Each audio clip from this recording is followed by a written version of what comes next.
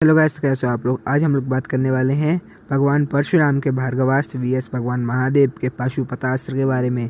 तो चलिए ये वीडियो शुरू करते हैं। जय श्री राम। सबसे पहले बात कर लेते हैं पशुपतास्त्र के बारे में। तो पशुपतास्त्र एक बहुत ही ज़्यादा विनाशकारी और बहुत ही ज़्यादा विध्वंसकारी अस्त्र था। माना जाता है कलयुग के अंत में स्वयं महादेव इसी अस्त्र से पूरी पृथ्वी का सर्वनाश करेंगे।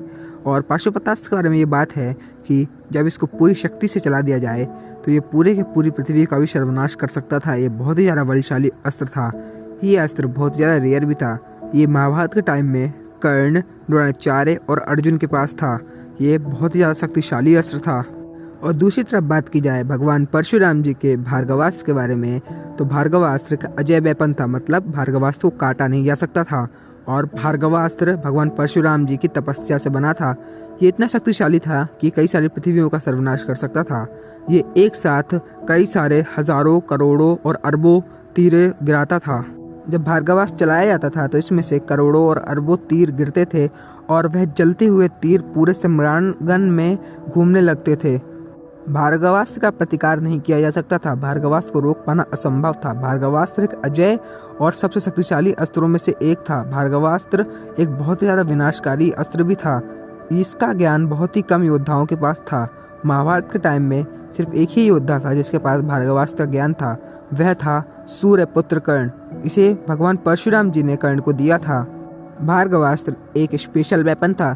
जिस तरह भगवान श्री कृष्ण का सुदर्शन चक्र और भगवान शिव का त्रिशूल एक स्पेशल वेपन है कि वो किसी परपेंडिकुलर एक ही योद्धा के पास होता था, वैसे ही भार्गवास्त्र भी किसी एक या दो योद्धा के पास ही हो सकता था। ये सिर्फ और सिर्फ भगवान परशुराम और कर्ण के पास था।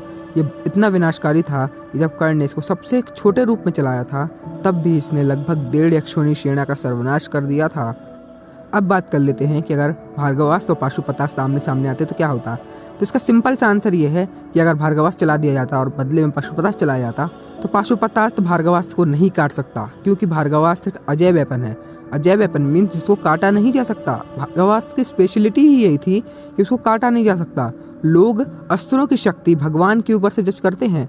लोग ये सोच के देखते हैं कि ये महादेव का अस्त्र है तो ये सबसे शक्तिशाली होगा, ये विष्णु जी का अस्त्र है तो ये सबसे शक्तिशाली होगा। लोग ये नहीं देखते हैं कि वो अस्त्र कितना शक्तिशाली है। लोग भगवान की शक्ति से अस्त्रों का जज करते हैं, जो कि बिल्कुल ही गलत बात है।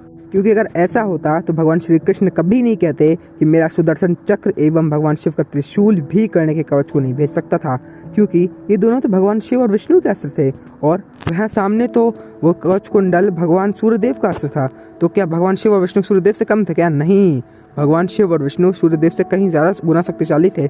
लेकिन वहाँ कवच कुंडल अमृत से बने हुए थे, वह बहुत ज़्यादा शक्तिशाली थे, इसलिए वह सुदर्शन चक्र एवं त्रिशूल से ज़्यादा शक्तिशाली थे। ऐसे ही भार्गवास्त्र एक अजय वेपन था और भगवान परशुराम ने इसे अपनी तपस्या से बनाया था। इसको काटना असंभव था।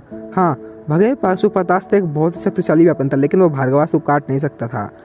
लेकिन पाशुपतास्त्र भी कम नहीं था, वो भी बहुत विनाशकारी वेपन था। और अगर इन दोनों अस्त्रों का आपस में टकराव हो जाता तो ये बहुत ही ज़्यादा विनाशकारी होता।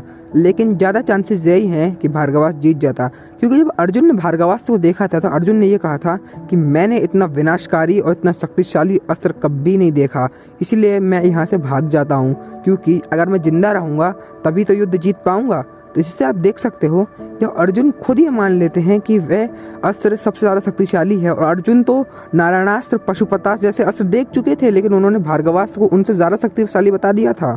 श्री कृष्ण ने भी भार्गवास्त्र को एक अजय वेपन बताया था जिसको काटा नहीं जा सकता है। इस बात से हमें पता चलता है कि भार्गवास्त्र पाशुपतास्त्र से ज़्यादा शक्तिशाली था। आपका कौन सा फेवरेट अस्त्र है? कमेंट सेक्शन में बताइए। इस वीडियो को लाइक कर दीजिए, इस वीडियो को शेयर कर दीजिए। जय श्री कृष्णा। हर हर